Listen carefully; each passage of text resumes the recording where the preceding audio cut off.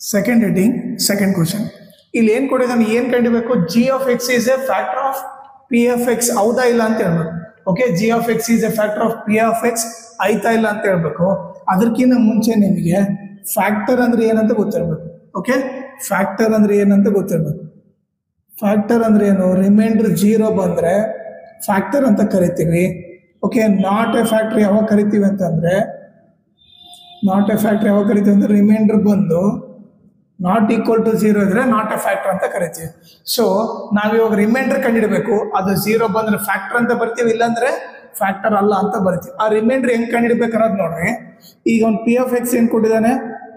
x³ plus 3x² plus 3x plus 1 ಅಂತ ಕೊಟ್ಟಿದ್ದಾನೆ, ಹೌದಾ? ಓಕೆ, ಈಗ ಜಿ ಆಫ್ ಎಕ್ಸ್ ಏನ್ ಕೊಟ್ಟಿದ್ದಾನೆ? x+2.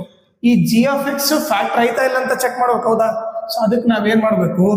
ಜಿ ಆಫ್ ಎಕ್ಸ್ ನ 0 ಅಂತ ತಗೋಬೇಕು. So G of X value ಏನು? x+2 is equal to 0. +2 ಆ ಕಡೆ ಹೋದ್ರೆ ಏನಾಯ್ತು? -2.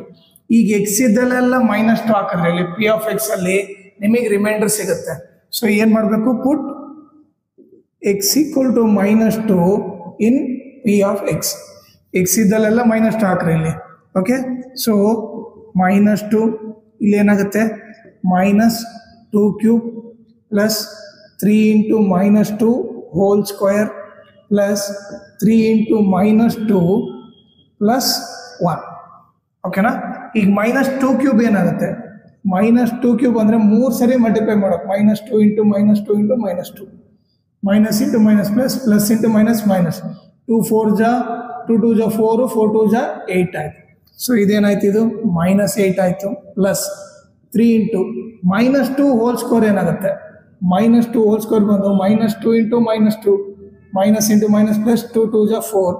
ಸೊ ಏನಾಯಿತು? +4 ಆಯಿತು.